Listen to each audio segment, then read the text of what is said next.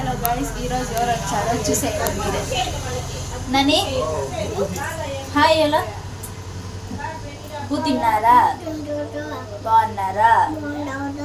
చూడండి గైస్, ఇది నా పిల్ల పిచ్చుకు.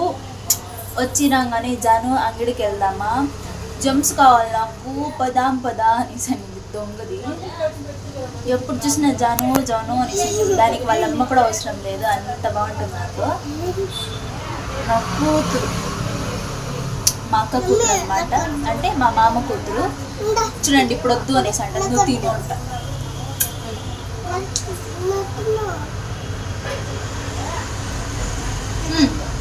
ఇప్పుడు చూడండి, ఇప్పుడు ఇది ఉందంట, ఇంకోటి కావాలంట.